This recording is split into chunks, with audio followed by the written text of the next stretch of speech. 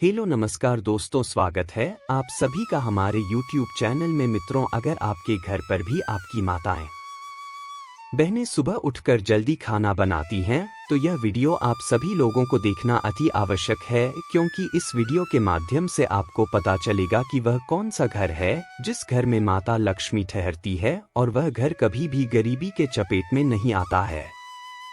स्त्री चाहे अगर तो घर को स्वर्ग बना सकती है और वह चाहे तो घर को नर्क बना सकती है। इसलिए स्त्री को घर की लक्ष्मी कहा जाता है और जिस घर की स्त्रियां प्रसन्न रहती हैं उसे घर में मां लक्ष्मी जी सदा विराजमान रहती हैं और उस घर में कभी गरीबी नहीं आती है। प्रिय माताओं बहनों, स्त्री घर की लक्ष्मी मानी जाती है। शास्त्रों के अनुसार स्त्री को धन का दूसरा रूप भी माना जाता है, क्योंकि जिस घर की महिला सदैव प्रसन्न रहती है उस घर में मां लक्ष्मी का वास होता है। मित्रों, चलो मैं आप सभी को एक छोटी सी कहानी के माध्यम से इसके पीछे का गॉड रहस्य बताता हूँ। स्वयं माता लक्ष्मी ने एक कहानी के माध्यम से बताया है जिसे जानना आपके लिए बहुत ही ज्यादा महत्वपूर्ण है कि जिसके घर की महिला सुबह जल्दी खाना बनाती है और यह 5 महत्वपूर्ण काम रोज करती है, तो उस घर में क्यों स्वयं माता लक्ष्मी जी वास करती है। मित्रों, एक समय की बात है, देवर्षि नारद जी आकाश मार्ग से होते हुए जा रहे थे। तब उन्होंने देखा कि एक मनुष्य कि बहुत ही गरीब है, यह जमीन पर बैठकर रो रहा है और अपनी फसल को देखे जा रहा है। उस मनुष्य को देखकर देवर्षि नारद जी बहुत प्रभावित हुए और अपने मन में सोचने लगे कि यह व्यक्ति तो बड़ा ही दुखी जान पड़ता है, मुझे इसके लिए कुछ जो करना होगा। वह मनुष्य अभी से ही रहा था कि देवर्षि नारद जी उसके सामने जाऊन प्रकट हुए और उस मनुष्य से बोले, हे पुत्र, तुम क्यों रो रहे हो? तुम्हारी इस करुणा में पुकार के पीछे क्या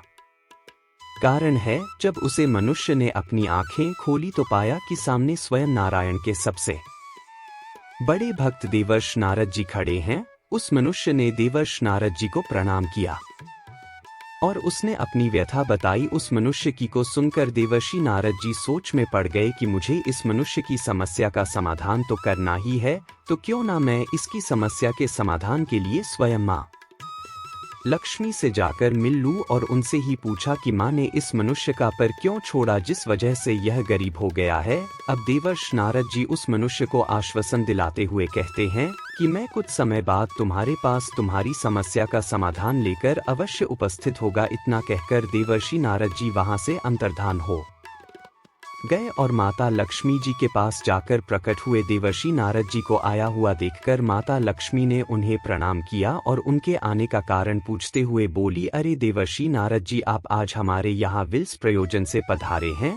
तब देवर्ष नारद जी ने माता को प्रणाम कसते हुए कहा कि हे साले, अब मार्ग में विचरण कर रहा था, तब मैंने देखा कि एक मनुष्य अपने खेत में बैठकर विलाप कर रहा है। वह मनुष्य बहुत जोर जोर से रो रहा था। उसका ऐसा रोना मुझे देखा नहीं गया। मैं उसके पास जाकर प्रकट हुआ और उससे पुराण की, हे पुत्र, तुम क्यों रो रहे हो? तब उसने मुझे बताया कि हे प्रभु, पिछले ही महीने मेरी पत्नी का निधन हो गया है। मेरी एक पुत्री है, वही मुझे खाना बनाकर खिलाती है, लेकिन मेरी पत्नी के मरने के बाद मैं दिन बदन गरीब होता जा रहा हूँ। पता नहीं क्यों मेरी पली के महीने के बाद माता लक्ष्मी मेरे घर को छोड़कर चली गई है। देखो, मेरे खेत को कई सारे जंगली जानवर बाराब कर गई है। मेरा अब कोई सहारा नहीं बचा है। देवर्षि नारद जी आगे कहते हैं, हे माथे, जब उस मनुष्य ने मुझे ऐसे करुण शब्द कहे तब मुझसे रहा नहीं गया और मैं इसी प्रकार उत्तर जानने के लिए आपके पास आया हूँ कि आपने उस मनुष्य का घर का ऐसा कौन सा पाप हो गया था उस मनुष्य से जिसकी वजह से आपने उसके घर को ही त्याग दिया। देवर्षि नारद जी की बात सुनने के बाद अब माता लक्ष्मी आगे कहती है, हे नारद जी, आने मुझसे यह किया है, यह कि समस्तों के लिए बहुत ही लाभप्रद है। मैं तुम्हें आज एक कहानी के माध्यम से यह युक्ति बताने वाली हूँ जिसकी वजह से मैं मनुष्य के घर पर ठहरती हूँ और अगर मनुष्य इस काम के विपरीत कार्य करता है तो मैं उसके घर को त्याग देती हूँ। मैं तुम्हें उस मनुष्य के बारे में भी बताऊंगा जिस वजह से वह गरीब होता चला जा रहा है। मैं तुम्हें जो कहानी सुनाने जा रही हूँ वह कहानी बहुत ही मार्मिक है और ज्ञान से भरी हुई है। इस कहानी को पूरा देखने वाले मनुष्य के घर में मेरा वास होता है और इससे आपने उसके घर को ही त्याग दिया। देवर्षि नारद जी की बात सुनने के बाद अब माता लक्ष्मी आगे कहती हैं, नारद जी, आपने मुझसे यह प्रकिया है, यह बलपुक की समस्याओं के लिए बहुत ही है। मैं तुम्हें आज एक कहानी के माध्यम से वह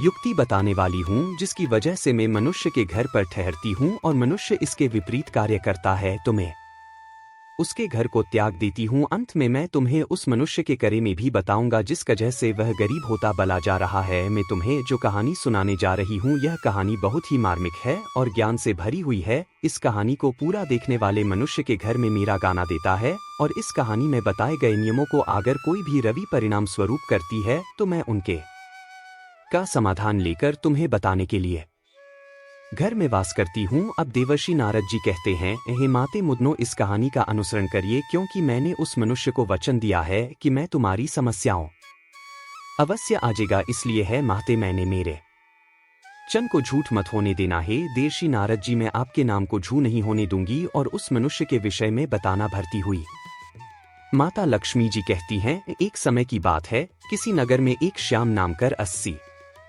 इंसान रहता था। वह इतना आलसी था कि खरीपा पर जिस तरह करवट ले रहा था उसी करवट लेटा रह जाता। करवट बदलने में भी उसे परेशानी नजर आती थी। उसकी पानी बेचारी जब किसी काम के लिए उससे कहती थी तभी वह करवट बदलता और पत्नी की तरफ पीठ पेर जानती हूँ तुम्हें यह खाटिया से उठने में काट होता है, किंतु इस तरह एक कर पड़ा रहता था। उसकी इन आदतों को देखते हुए पत्नी को विश्वास गया था कि यह कभी कुछ नहीं कर पाएगा। एक दिन पत्नी ने बड़े ही प्रेम से उसे समझाया और बोली, में ही करवट लेटे रहने से भी आदमी नाकरा हो जाता है और आप बाहर नहीं जाना चाहते हो तो खटिपा पर बैठे बैठे ही कुछ करते रहो। तब वह श्याम सोचने लगा, ऐसा कौन सा काम है जिसे साटिया पर बैठे बैठे ही किया जा सकता है। कुछ देर बाद उसकी समझ में बात अर्थ वह खुश होकर अपनी पत्नी से बोला, आओ सुनती हो, मैंने बैठे बिठाए काम ढूंढ लिया है, अब चिंता करने की जरूरत नहीं है।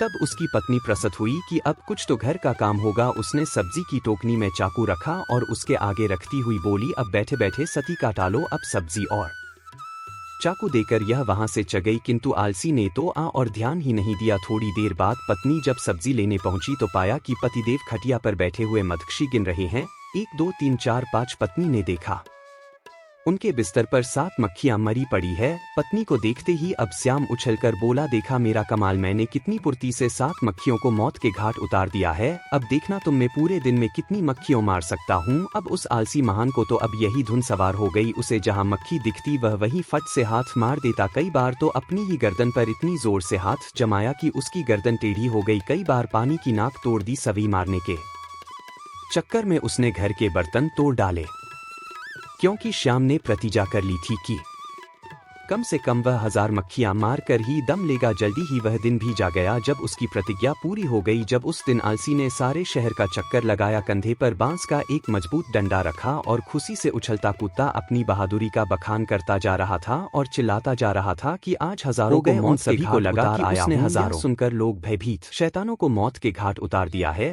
जो पास के जंगल में रहते थे। अब यह एक सारे शहर में हवा की तरह फैल गई कि उसने हजारों को मौत के घाट उतार दिया है। लोगों ने उसका नाम हजार मारी रख दिया। आलसी महोदय जिस सड़क या गली से गुजरते थे वहीं लोगों की भीड़ उमड़ पड़ती थी। सभी उस बहादुर को देखना चाहते थे जिसने हजारों शैतानों को मौत के घाट उतारा है। धीरे धीरे हजार मारी सारे राज्य में प्रसिद्ध हो गया। कुछ दिनों बाद उस राज्य पर एक दूसरे राजा ने अचानक हमला बोल दिया। राजा के पास उस समय कोई अच्छा सेनापति नहीं था। उसने दूतों को आदेश दिया कि वे तुरंत सारे राज्य में घूम कर देखें और जहाँ भी उन्हें सेनापति के योग कोई युवक दिखाई दे उसे फौरन हमारे दरबार में हाजिर करें। आदेश पाते ही दूर जहां तहां शहरों में उसके सैनिक घूमने लगे। उन्हीं दिनों में हजार मारी का नाम सर्वत्र गूंज रहा था। दूतों ने जब हजार मारी का नाम सुना तो वे उसके घर जा पहुंचे। राजा के दूतों को अपने घर पर आया हुआ देखकर हजार मारी भय से कांपने लगा। वह घर के अंदर एक अंधेरे कोने में दुबक कर बैठ गया। उन सभी सैनिक ने पत्नी से बातचीत होने पर मालूम हुआ कि राजा ऐसे बहादुर को अपना सेनापति बनाना चाहते हैं जिसने हजारों दैत्यों को मारा हो, इसीलिए तुम उसे जल्दी हमारे साथ भेज दो। पत्नी को लगा जैसे वह कोई सपना देख रही है। अपने पति की असलियत को वह जानती ही थी। अब वह सोचने लगी, काश ऐसा हो सकता किसी तरह राजा के दूत हजार मारी को अपने साथ लेकर राजा के दरबार में पहुंचे। उस लंबे तगड़े नौजवान को जब राजा ने अपने सामने खड़ा पाया तो वह मन ही मन बहुत प्रसन्न हुआ और पूछा, तुम्हारा ही नाम हजार मारी है? आलसी बोला, जी हुजूर, मुझे ही हजार मारी कहते हैं। राजा बोला, तुम्हारी बहादुरी के चर्चे हमने सुने हैं। हम चाहते हैं कि शत्रु के साथ हो रहे इस युद्ध में तुम हमारी सेना का संचालन करो। कांपते हुए हजारमारी ने राजा की आज्ञा को स्वीकार कर लिया और इस बात की सूचना अपनी पत्नी को देने के लिए घोड़े पर सवार होकर पत्नी के पास जा पहुंचा और अपनी पत्नी से द्वारा कहे गए सभी शब्दों को कह दिया। यह सुनकर पत्नी की खुशी का ठिकाना ना रहा। उसने सोचा हजारमारी सेनापति तो बन गया है, परंतु वह शत्रु की सेना का मुकाबला कैसे करेगा। कहीं यह डरपोक आदमी युद्ध के मैदान में घोड़े से उतरकर भाग आया तो राजा इसे जीवित नहीं छोड़ेंगे। उसने एक मजबूत रस्सी से हजारमारी को घोड़े से बांधना शुरू किया। हजारमारी ने पूछा, यह क्या कर रही हो? हजारमारी की पत्नी ने जवाब दिया कि मैं आपको घोड़े के साथ बांध रही हूँ। तब हजारमारी ने पूछा कि ऐसा किस लिए कर रही हो? तब पत्नी ने जवाब दिया कि मैं आपको घोड़े से इसलिए बांध रही हूँ कि कहीं आप लड़ाई के लिए उतावले होकर घोड़े से कूद ना पड़े और आप पैदल ही ना लड़ने लगे। अब पत्नी के इतना कहने के बाद हजारमारी फिर से राजा के महल में चल दिया। वापस लौटने पर भरे दरबार में जब लोगों ने हजारमारी को घोड़े से बंधा हुआ पाया तो उनका उत्साह और भी बढ़ गया। उन्होंने सोचा, ऐसा वीर सेनापति दूसरा और कौन हो सकता है। तब सेना युद्ध के लिए तैयार थी। राजा की आज्ञा पाते ही हजारमारी के नेतृत्व में वे युद्ध भूमि की ओर चल पड़े। शत्रु की सेना को जब मालूम हुआ कि एक बड़ी फौज के साथ हजारमारी मुकाबला करने चल पड़ा है तो उनके योद्धाओं का मनोबल टूट गया, क्योंकि उन्होंने सुन रखा था कि हजारमारी अकेला ही हजारों को मार गिराता है। यह नाम सुनते ही बड़े बड़े योद्धाओं के होश उड़ गए। उन्हें साक्षात अपनी मृत्यु नजर आने लगी। उधर हजारमारी की सेना का उत्साह आसमान को छू रहा था। मैदान में पहुंचते ही वे शत्रु की सेना पर टूट पड़े। दोनों सेनाओं के बीच घमासान युद्ध होते देख हजारमारी अपने घोड़े के साथ एक घने जंगल में जाकर छिप गया, किंतु उसकी सेना ने शत्रुओं को दम ना लेने दिया। वह शत्रु का मुकाबला करती हुई उसे खदेड़ ले गई और अपने राज्य से निकाल बाहर कर दिया। शत्रु पर विजय पाने के बाद अपने सेनापति की जय जयकार करते हुए जब सैनिक वापस लौटने लगे तो हजारमारी भी जंगल से निकलकर उनके बीच में शामिल हो गया। वापस लौटने के बाद नगर में धूमधाम से विजय उत्सव मनाया गया। हजारमारी की वीरता पर राजा प्रसन्न हो उठे। उन्होंने हजारमारी के पास जाकर कहा कि मेरे बहादुर सेनापति, हमें तुम पर गर्व है। तुम्हारी अद्वितीय वीरता के कारण हमें विजय प्राप्त हुई है। इसके लिए पुरस्कार स्वरूप हम तुम्हें 1000 स्वर्ण मुद्राएं देते हैं। साथ ही हमेशा के लिए तुमको हम अपनी सेना का प्रधान सेनापति नियुक्त करते हैं। यह घोषणा सुनकर हजारमारी बहुत प्रसन्न हुआ और मन ही मन अपने भाग्य को सराह लगा। इसके बाद राजा ने पूछा कि बहादुर सेनापति हजारमारी जी, आप हमें यह बताइए कि आप इतना बहादुरी भरा काम इतनी आसानी से कैसे कर लिए। तब हजारमारी ने बड़े ही गर्व के साथ जवाब देते हुए कहा कि हे राजन, यह जो कुछ भी हुआ है यह सब मेरी समझदार और बहादुर पत्नी की वजह से हुआ है। इसमें एक बहुत ही गुप्त राज छिपा हुआ है जिसे मैं आपको अकेले में राजमहल से बाहर अपने घर पर ही बताना चाहूंगा। राजा ने पूछा कि हजारमारी, यह बताओ कि तुम यहाँ वह गुप्त बात क्यों नहीं बता सकते हो। तो उसने कहा, यही तो मेरी सफलता का राज्य है जिसे मैं सबके सामने नहीं बता सकता। आपको मेरे साथ बाहर मेरे घर चलना पड़ेगा। राजा ने कहा, ठीक है, मैं तुम्हारे साथ राजमहल से बाहर तुम्हारे घर जाने के लिए तैयार हूँ। तब राजा और सेनापति दोनों एक साथ राजमहल से सेनापति हजारमारी, जिसका नाम कभी श्याम था, उसके घर गए। जब वह घर पहुंचे तो उन्होंने देखा कि सेनापति हजारमारी की पत्नी अपने घर में बैठी बड़ी बेसब्री से अपने पति का इंतजार कर रही थी। जैसे ही हजारमारी की पत्नी ने सुबह सुबह अपने पति और राजा साहब को अपने घर पर आया हुआ देखा, वह तुरंत उठी और राजा साहब के सम्मान के लिए उपयुक्त व्यवस्था करने में जुट गई। फिर राजा का बड़े ही सम्मान के साथ स्वागत सत्कार किया और वह खाना तो बना ही चुकी थी, तभी उसने राजा साहब को खाने के लिए भी चौकी सजा दी और राजा साहब को सुबह सुबह ही अच्छा खाना खिला दिया। अब हजारमारी बोला, हे महाराज, अब तो आपने देख ही लिया होगा और समझ भी गए होंगे कि मेरी जीत का असली राज्य क्या है।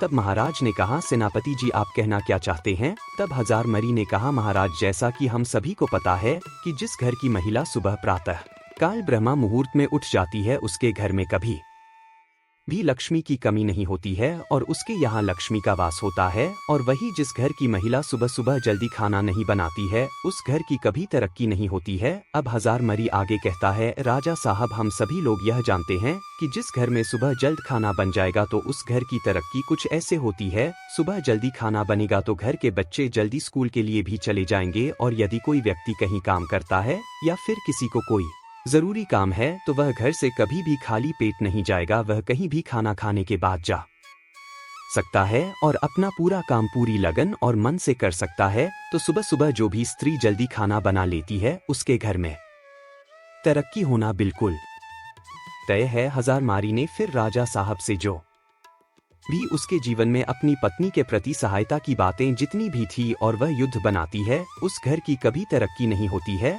अब हजार मरी आगे कहता है, राजा साहब हम सभी लोग यह जानते हैं कि जिस घर में सुबह जल्द खाना बन जाएगा तो उस घर की तरक्की कुछ ऐसे होती है। सुबह जल्दी खाना बनेगा तो घर के बच्चे जल्दी स्कूल के लिए भी चले जाएंगे, और यदि कोई व्यक्ति कहीं काम करता है या फिर किसी को कोई जरूरी काम है तो वह घर से कभी भी खाली पेट नहीं जाएगा। वह कहीं भी खाना खाने के बाद जा सकता है और अपना पूरा काम पूरी लगन और मन से कर सकता है। तो सुबह सुबह जो भी स्त्री जल्दी खाना बना लेती है उसके घर में तरक्की होना बिल्कुल तय है। हजार मारी ने फिर राजा साहब से जो भी उसके जीवन में अपनी पत्नी के प्रति सहायता की बातें जितनी भी थी और वह युद्ध में किस प्रकार से जीता था, यह सब राजा साहब को बता देता है। तब राजा साहब यह सब जानने के बाद कहते हैं, आपने बिल्कुल सही कहा सेनापति जी। जिस घर की महिला सुबह जल्दी ब्रह्मा मुहूर्त में उठकर सारे घर के कार्य कर लेती है और सुबह जल्दी खाना बना लेती, उस घर की तरक्की तो बिल्कुल तय है। उसके बाद राजा साहब ने हजार मारी की पत्नी को ढेर सारी अशर्फियां और जवाहरात से सम्मानित किया। अब माता लक्ष्मी जी कहती हैं, हे देवर्षि नारद जी, अब तो आपको अच्छी तरह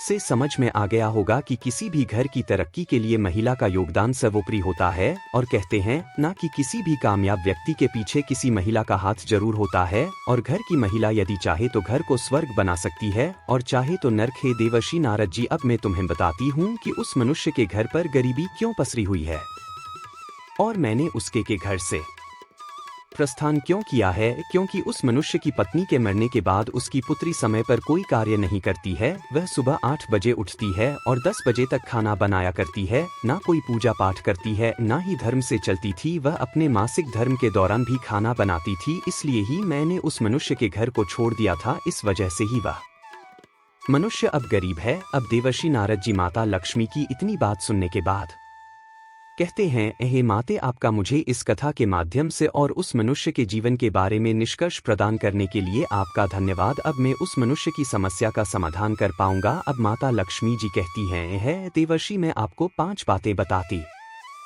हूँ जिस वजह से मैं मनुष्य के घर में वास करती हूँ। पहला, स्वच्छता। जहाँ घर में स्वच्छता और साफ सफाई का ध्यान रखा जाता है वहाँ मेरा वास होता है। गंदगी और अव्यवस्था मुझको अप्रिय लगती है, इसलिए घर का हर कोना स्वच्छ और सुसज्जित रखना चाहिए। दूसरा, सत्कार और सम्मान। जहाँ घर के सदस्यों और अतिथियों का आदर सत्कार होता है वहाँ मैं प्रसन्न रहती हूँ। अतिथियों के स्वागत और सेवा में तत्पर रहने वाले हमेशा ही मेरा आशीर्वाद पाते हैं। तीसरा, धार्मिकता और पूजा। जिन घरों में नियमित रूप से पूजा पाठ होता है वहां मैं वास करती हूँ। विशेष रूप से लक्ष्मी पूजा, दीपावली और शुक्रवार के दिन मेरी पूजा करना अत्यंत आवश्यक है। मैं इस दिन प्रसन्न होती हूँ। चौथा, परिश्रम और ईमानदारी। जहाँ परिश्रम, ईमानदारी और धर्म के मार्ग पर चलने की प्रवृत्ति होती है वहाँ पर मैं निवास करती हूँ। आलस्य और अनैतिकता से मैं दूर चली जाती हूँ। पांचवा, धन और दान की सही दिशा। जहाँ लोग धन का सदुपयोग करते हैं, जरूरतमंदों की सहायता करते हैं और धार्मिक कार्यों में दान करते हैं, वहाँ री कृपा बनी रहती है माता लक्ष्मी की। इतनी बात सुनकर देवर्षि नारद जी माता लक्ष्मी को प्रणाम करते हैं और वहां से अंतर्ध्यान हो जाते हैं और उस मनुष्य को सारी बातें जाकर बताते हैं। वह मनुष्य अब देवर्षि नारद जी के बताए रास्ते पर चलता है। इस वजह से अब धीरे धीरे उसके घर में भी माता लक्ष्मी का प्रवेश होने लगता है। वह भी अब एक खुशी जीवन जीने लगता है। मित्रों, यही था आज का वीडियो। आपको हमारा आज का वीडियो कैसा लगा हमें कमेंट करके अवश्य बताना, और इस वीडियो को ज्यादा से ज्यादा लोगों में शेयर भी अवश्य करना ताकि उनको भी इसके बारे में पता चल सके और वह भी माता लक्ष्मी जी को खुश कर पाए, उन्हें भी गरीबी से मुक्ति मिल जाए। इसलिए मित्रों, इस वीडियो को शेयर अवश्य करें। बाकी मित्रों, आप सभी का वीडियो को यहाँ तक देखने के लिए दिल से धन्यवाद।